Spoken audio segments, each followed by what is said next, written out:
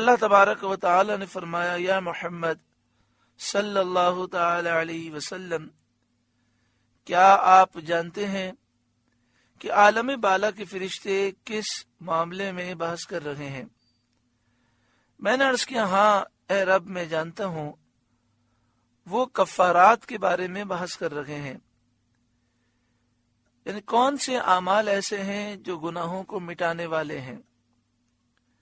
और कफ़ारात ये हैं नमाजों के बाद मस्जिद में ठहरना,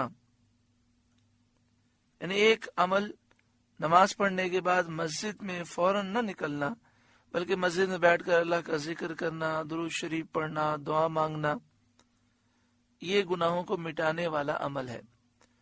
नमाजों के बाद मस्जिद में ठहरना और प्यादा पा जमातों के लिए जाना, पैदल मस्जिद की तरफ जाना, हर कदम पर गुनाह मिटते हैं।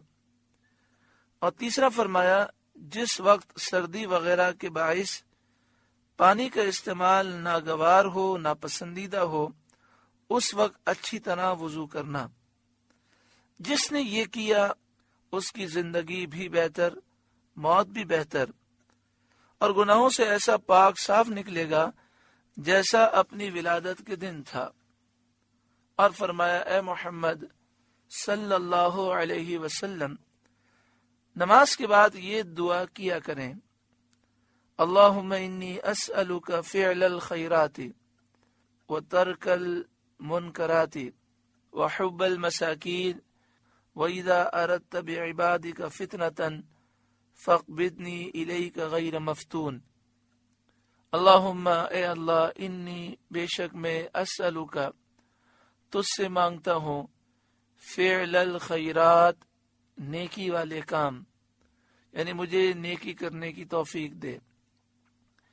व तर्कल मुनकरात, ए अल्लाह, मुझे गुनाह छोड़ने की तौफीक दे। व हुब्बल मसाकीन, ए अल्लाह, गरीबों मिस्कीनों की मुझे मोहब्बत दे। व इज़ा अरदत बिइबादिका फितनतन, ए अल्लाह, जब तू इरादा करे अपने बंदों के साथ आजमाइश का, फितने का, फ़क़बिदनी इलैका गैर मफ़तून, तो मुझे अपनी तरफ उठा ले फितने में मुब्तला किए बगैर, यानी ए अल्लाह, मुझे खात्मा बिल ईमान नसीब फरमा। तो इस हदीस पाक में है कि अल्लाह ताला ने फरमाया, नमाज के बाद आप ये दुआ किया करें। अल्लाह ताला हमें भी ये दुआ करने की तौफीक अता फरमाए। अपने हाथों को बुलंद करें इस नियत से कि अल्लाह ताला हुजूर सल्लल्लाहु अलैहि वसल्लम के सदक़े तुफ़ैल हमारी ये दुआ कबूल मंजूर फरमाए। अल्लाहुम्मा इन्नी अस्अलुका फ़िअलल खैराति व तर्कल मुनकराति व हुब्बल मसाकीन व इज़ा अरदत बिइबादिका फितनतन फ़क़बिदनी इलैका गैर मफ़तून। सल्लल्लाहु अलैहि वसल्लम। आमीन बिजाहि सय्यिदिल मुरसलीन सल्लल्लाहु अलैहि वसल्लम। बाद रिवायतों में ये है कि हज़रत सय्यद आलम सल्लल्लाहु तआला अलैहि वसल्लम ने फरमाया, मुझे हर चीज रोशन हो गई और मैंने पहचान ली। यानी जब अल्लाह ताला ने दस्ते रहमो करम मेरे दोनों शानों के दरमियान रखा तो मेरे लिए हर चीज रोशन हो गई और मैंने हर चीज पहचान ली। और एक रिवायत में है कि जो कुछ मशरिक और मगरिब में है सब मैंने जान लिया। हजरत अल्लामा इमाम अलाउद्दीन अली बिन मोहम्मद बिन इब्राहिम बगदादी, जिन्हें खाजिन के नाम से पहचाना जाता है, अपनी मशहूर व मारूफ तफसीर खाजिन में इसके माना ये बयान फरमाते हैं कि अल्लाह ताला ने हुजूर सैयद आलम सल्लल्लाहु अलैहि वसल्लम का सीना मुबारक खोल दिया और कल्ब शरीफ को, दिल मुबारक को मुनव्वर कर दिया, और जो कोई ना जाने उस सब की मार्फत आपको अता कर दी। जो बात आप ना जानते थे अल्लाह ने वो सब कुछ आपको सिखा दी, ताकि आपने नेमत और मार्फत की सर्दी, ठंडक अपने कल्ब मुबारक, दिल मुबारक में पाई।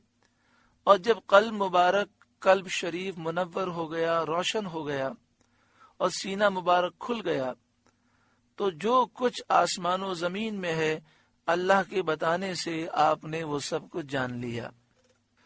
اتنی واضح احادیث طیبہ و قرآن کی آیتوں کے باوجود اگر کوئی نبی اکرم صلی اللہ علیہ وسلم کے علم کا انکار کرے تو واقعی وہ کتنا بد نصیب ہے۔ اللہ تعالیٰ نے اولین و آخرین کا آپ کو علم عطا فرمایا، ساری مخلوق کو جو علم عطا کیا وہ بھی عطا کیا، اور جو مخلوق کو علم نہیں دیا وہ بھی اپنے محبوب کو اللہ رب العالمین نے عطا فرمایا۔ مگر یہاں پر دو مسئلے یاد رکھنے ہیں۔ اعلیٰ حضرت امام اہل سنت نے تحقیق فرمائی اور دو مسئلے بیان فرمائے۔ ایک مسئلہ تو یہ کہ حضور صلی اللہ علیہ وسلم کا علم اللہ کے برابر نہیں، یہ عقیدہ رکھنا ضروری ہے۔ نبی اکرم صلی اللہ علیہ وآلہ وسلم کا علم اللہ کے برابر نہیں، بلکہ اعلیٰ حضرت امام اہل سنت نے تو یہاں تک فرمایا کہ نبی اکرم صلی اللہ علیہ وآلہ وسلم سارے نبیوں، سارے فرشتوں، ساری مخلوق کا علم جمع کیا جائے اور اللہ کے علم سے اس کی نسبت دیکھی جائے تو آپ فرماتے ہیں ایک مثال سے سمجھیں، ایک طرف کروڑوں سمندر ہیں اور ایک طرف ایک قطرے کا کروڑواں حصہ ہے۔ ایک قطرے کے کروڑویں حصے کو جو کروڑوں سمندروں سے نسبت ہے، اللہ اور مخلوق کے علم کے درمیان وہ نسبت بھی نہیں، کیونکہ اللہ کا علم ذاتی ہے، لامحدود ہے، غیر متناہی ہے، ہمیشہ سے ہے، تو مخلوق کے علم کو اس سے کوئی نسبت ہو ہی نہیں سکتی۔ تو اس سے معلوم ہوا کہ اعلیٰ حضرت امام اہل سنت امام احمد رضا علیہ رحمہ کے جو مخالفین ہیں، جو اعلیٰ حضرت امام اہل سنت پر جھوٹا الزام لگاتے ہیں کہ آپ نبی اکرم صلی اللہ علیہ وسلم کے علم کو اللہ کے علم کے برابر سمجھتے ہیں، یہ الزام جھوٹا ہے۔ اعلیٰ حضرت امام اہل سنت نے ہر جگہ اس کی وضاحت کی ہے، فتاوی رضویہ شریف میں بھی اور دولت المکیہ اپنی کتاب میں بھی۔ دوسری بات، اعلیٰ حضرت امام اہل سنت نے جگہ جگہ یہ دوسرا مسئلہ بیان فرمایا کہ اللہ کے علاوہ کسی کو عالم الغیب کہنا یہ درست نہیں۔ عالم الغیب صرف اللہ ہی کی بارگاہ میں یہ لفظ استعمال ہو سکتا ہے۔ عالم الغیب اللہ کے علاوہ کسی اور کو کہنا منع ہے۔ اعلیٰ حضرت امام اہل سنت امام احمد رضا علیہ رحمہ نے جگہ جگہ یہ بات لکھی ہے کہ نبی اکرم صلی اللہ علیہ وآلہ وسلم کو بھی عالم الغیب کہنا منع ہے، بلکہ یہ کہنا چاہیے کہ اللہ نے اپنے کرم سے آپ کو غیب کے کئی خزانے عطا فرمائے، اولین آخرین کا علم دیا، لوح محفوظ کا علم دیا، پورے قرآن پاک کا علم عطا فرمایا، قرآن میں جو معنی مطالب ہیں اس کا علم عطا فرمایا، اس کے علاوہ بے حساب علم کے خزانے عطا فرمائے۔